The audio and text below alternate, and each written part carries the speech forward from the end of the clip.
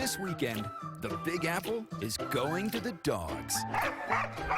From the pups This is Penny. This is Scott. to the preps. This is honestly one of the biggest groupings of dogs all in one place. It's the American Kennel Club's Meet the Breeds.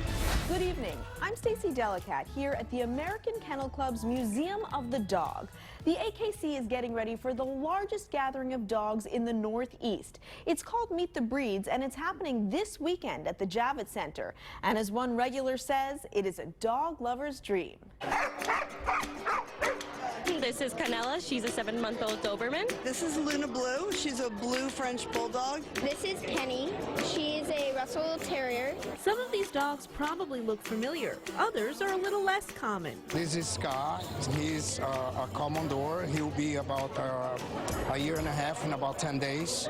She's a Peruvian Inca Orchid, so it's a hairless sighthound from Peru. Whether exotic or a popular presence on the streets of New York City or elsewhere, they'll all be under the same roof at the Javits Center for the American Kennel Club's 11th annual Meet the Breeds.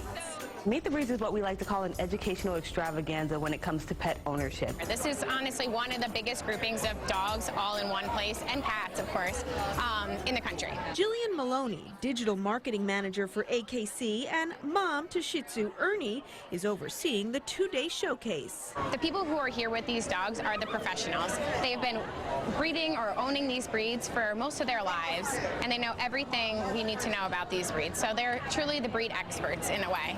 There we go. Liz Malloy is one of those experts. I've been showing and training dogs for over 40 years.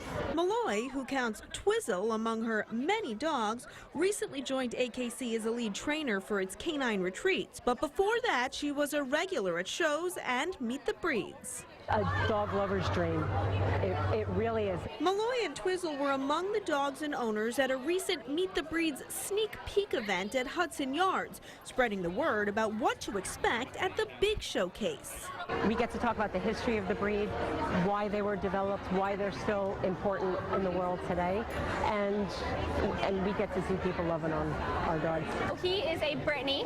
He's 14 months old. Cassandra McComb will be manning the Puppy Visor booth this year. She got her dog Bennett last year after attending the convention.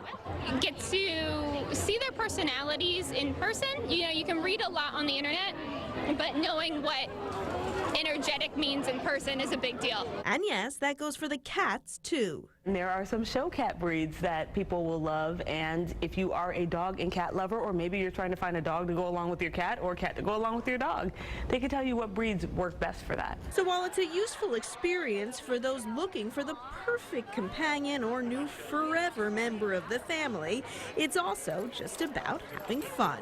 This event makes everyone so happy, and it's just seeing everyone's faces, seeing these breeds, seeing dogs they've only seen on TV or on the computer by seeing pictures, and just seeing them interact is truly the best part. We just introduced you to a few breeds, but what are the top 5 breeds here in New York City? We're counting them down. Number 5, German Shepherd. Hi, I'm Karen Gatalita. I'm a German Shepherd lover, owner, and former breeder. This is Nunzio, Marcello, and we also have Baccio and Cesare. To know a German Shepherd is just to love them. They are an incredible, amazing, beautiful breed. They are brave.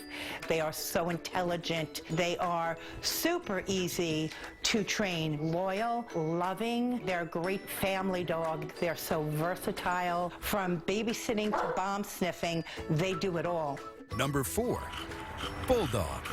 I have Grand Champion Miracles Robin Ophelia and Delacoste Miracles Athena. I think Bulldogs are the breed to own. They're sweet, they're kind, they love everybody. All the aggressiveness and the tenaciousness that they were originally bred for has been bred out of them. They're strictly a companion dog. You can take the dog out for a short walk, bring it into the stores, or just sit in the park and watch people go by. Or they're just as happy sitting on the couch and watching TV and eating potato chips. Number 3, Golden Retriever. I'm Susan Peleus, and this is Alistair. Alistair! Golden Retrievers are smart. They're easy to train. They have wonderful, sweet temperaments. They were developed to be hunting companions, and so they are good with many people and with many other dogs. They are very good family dogs. Their pretty coats require regular baths, brushing. They are very willing to be a therapy dog. They can even be service dogs. They want to please you. Good job. Number 2, Labrador Retriever. Oh my goodness. Hi, my name is Teresa Viesto, and I am a Labrador Retriever owner and breeder. What makes a Labrador Retriever so great is that they are the perfect family pet. You can do just about anything with them, from cuddling on the couch to dock diving and hiking. They are super friendly, easy to train, very food motivated, and you can even use toys as a reward. They only shed once a season, and they are the perfect size dog for a house or an apartment. And the number 1 most popular breed in New York City is French Bulldog. Hi, my name is Ashton Abbott, and this is my French Bulldog, Nelson. If you're interested in getting a French Bulldog, they are incredibly happy, curious, friendly, outgoing people pleasers. They have great big personalities and a city-sized body. This fellow weighs 25 pounds. They don't need a lot of exercise. A couple of walks a day will do it. If you're planning on getting a French Bulldog, I would recommend starting with looking at a list of local registered AKC breeders. Frenchies are wonderful dogs, but they can have a couple of health issues. Some of that stems from their lovely flat faces. They can have breathing issues, and they can be very sensitive to the heat and to the cold. A good breeder will help you avoid those problems. Nelson goes to work with me, and I call him my CFO, Chief Frenchie Officer, because he spends all day glued to my leg or sitting on my lap. One breed that's getting a lot of love and attention this year is the Pekingese, and that's because of a little guy named Wasabi. Here's Briella Tomasetti. Best in show tonight is the Pekingese.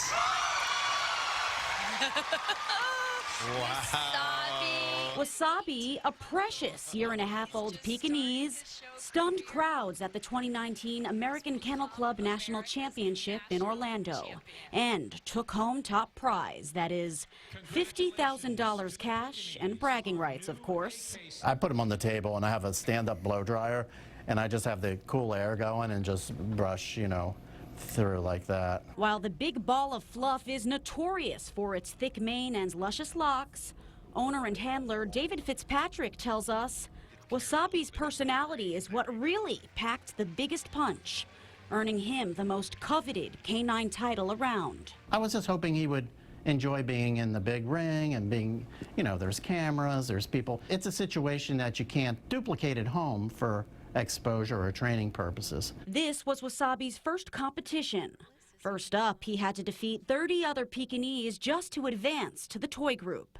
Then, he beat out 21 other breeds in the toy group to compete for Best in Show. All in all, he beat out 5,200 other dogs. I am not a breed expert, but his head is gorgeous. And not being able to feel him, we don't know, but underneath all of that hair, he's got to be pretty perfect. Fitzpatrick says the win was completely unexpected for the young pup, who is both unranked and unheralded. But talent runs in the family. Well, his grandfather was Malachi, that won Best in Show at Westminster Kennel Club in 2012. That was the last year that they had the entire judging done at Madison Square Garden. And, you know, he was a history-making dog. You know, he won 115 Best in Shows. Americans have a long history when it comes to dog shows. Somewhere in the prehistoric world, man domesticated the ancestor wolf stock and evolved the friendly spirit and faithful heart of the dog. The dog show started out as an English tradition dating back to the late 1850s. About 10 years later, after the end of the Civil War, the United States jumped on the bandwagon. Famous dog owners like Zsa Zsa Gabor, Lena Horne, even President Gerald Ford have taken part in dog shows. And the best dog in the show is proclaimed to be the champion Cocker Spaniel. Historian Bud Bacone says while dog shows are essentially an exhibition of breeding stock, they're also a lot like theater, both possessing a cast of characters, some drama, and a bit of storytelling. A dog show has entertainment value. It has a little show business involved in it. Why? Because the dogs move. And once the dogs move, the dogs need a handler. And the magic about it all, proven by Little Wasabi, is that it doesn't take much to qualify, even if you're a newbie. If you have a good dog, you get in the ring and you go head to head, male, female, rich, poor, professional, amateur, it doesn't matter. Coming up, a grand tour of the Museum of the Dog. Most of these paintings have stories. And there's so much more than what's hanging on the walls. Sit. Oh, there she Good goes. girl. She gets a treat. Then, we have some of the very earliest books written solely on dogs. Inside a library like you've never seen. Anything about dogs you can imagine, it's here. Plus, do dogs really like to get cuddled? Do they really need winter coats? We'll break down some of the biggest myths about our best friends.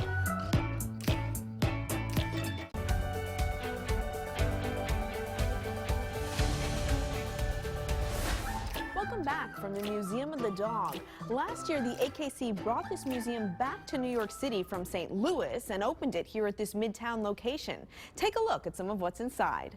Now coming up on its one-year anniversary in its new Midtown Manhattan home, the American Kennel Club's Museum of the Dog is giving new perspective to man's best friend. Most of these paintings have stories. This is a painting, a modern painting of a scene from the Westminster Kennel Club dog show. Museum CEO and Executive Director Alan Fousel gave us an insider tour, showing us some of the museum's most unique pieces. This is our latest acquisition. It's Stubby Salutes. The sculpture by Susan Bahari is among the works celebrating war dogs. A young man, when he was deployed, took him on the boat to World War I. And while he was on the boat, you weren't supposed to have a dog, but he had taught Stubby how to salute. And so when the CEO came in, the commanding officer said, he had to salute. He said, yeah, you can keep him. But he was actually a real dog, a real war dog. He saved some lives. He had a Purple Heart. He was in 17 different battles. There are the more whimsical pieces like the Bravos. Sort of a crowd favorite. We had these fox terriers. It's very geometric and then colorful, much like Talavera pottery in Mexico.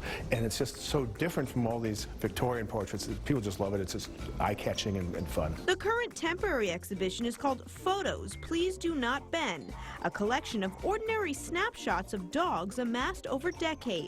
We want to show the human-canine bond, and we really do, as the AKC promotes responsible pet ownership. And speaking of that human-canine bond, there are plenty of opportunities for interaction, starting with a virtual dog training station. Sit. Oh, there she Good goes. girl. She gets a treat. Visitors can also scroll through a Meet the Breeds table for detailed information on their favorite kinds of dogs, and the Find Your Breed Match selfie booth has proven to be a big hit with all who visit. Just upstairs from the museum, the AKC has an amazing collection of rare books about dogs. We got an exclusive look inside. A deep dive on the bulldog, the history of the British dog, and a page-turner like the Kennel Murder Case, all are within the climate-controlled glass walls of the American Kennel Club's library. These books range from things on hunting and herding to veterinary science books all the way to really niche topics like dog astrology. So anything about dogs you can imagine, it's here. Assistant librarian Joshua Cody gave us a tour of the rare collection. We have interesting books in here such as everyone's favorite collie, Lassie. The 1940 edition of the Collie Classic could be considered one of the more modern books in the collection, which dates back to the 1500s. We have some of the very earliest books written solely on dogs. This whole book was made and published in 1881. This has beautiful chromolithic prints.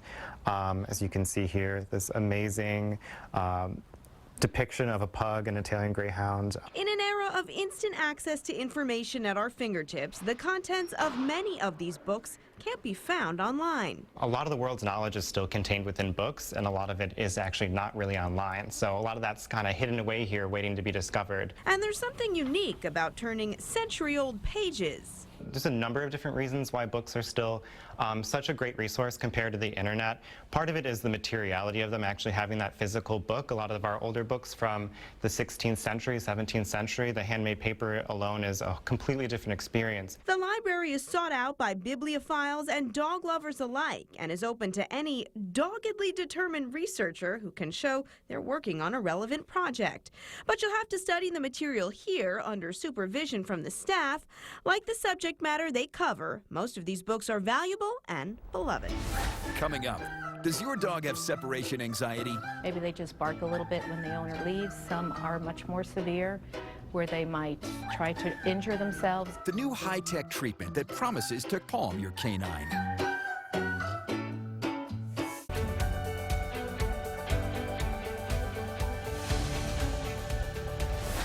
Tonight, as we celebrate all things dogs, we also want to take a look at some new technology in the dog world. Richard Giacovas introduces us to a new device that could help millions of dogs who suffer from separation anxiety. Every pet owner has gone through it. Coming home from work only to find your century-old couch just became the newest chew toy. Some are mild. Maybe they just bark a little bit when the owner leaves. Some are much more severe, where they might try to injure themselves. But rather than sacrifice for the sake of your dog's sanity, a new drug-free alternative developed by a veterinarian in North Carolina could soon become the newest relaxation technique. So that just fits right around the neck. We started to look into the research that was being done in humans and the products available that offer that technology for humans to treat mood disorders. It's called targeted PEMF, or targeted pulsed electromagnetic field therapy, which according to Harvard University has been successful in helping people with anxiety and depression.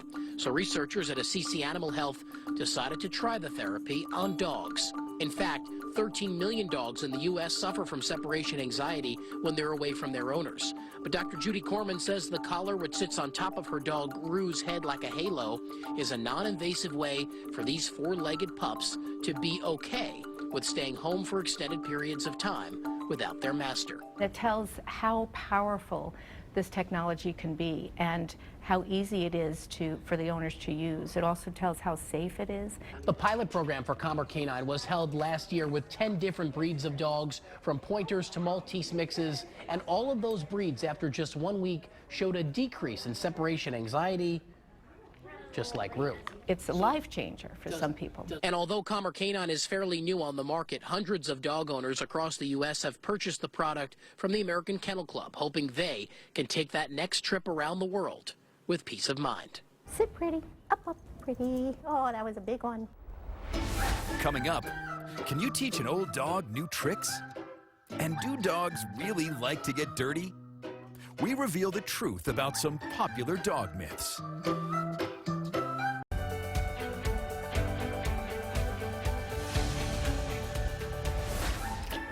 It's time to break down some popular myths about dogs. We get the answers from the AKC's Chief Medical Officer, Dr. Jerry Klein. Fact or fiction?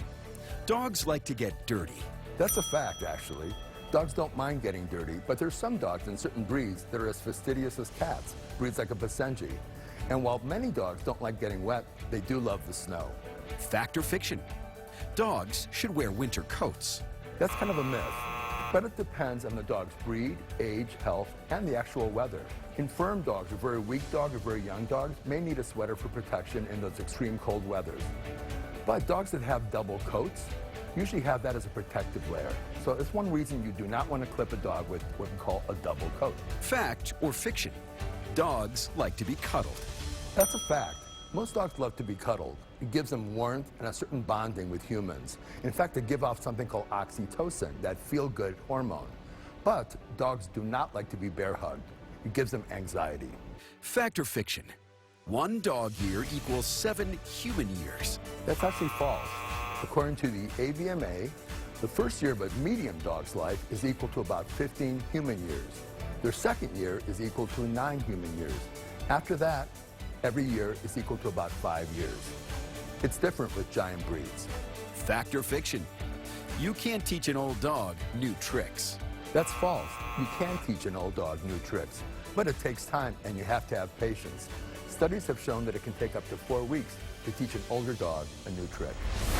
That's it for us this evening from the American Kennel Club's Museum of the Dog. Remember to check out Meet the Breeds this weekend at the Javits Center. For more information, you can visit akc.org or head to our website, fox5ny.com. Thanks so much for watching and have a great night.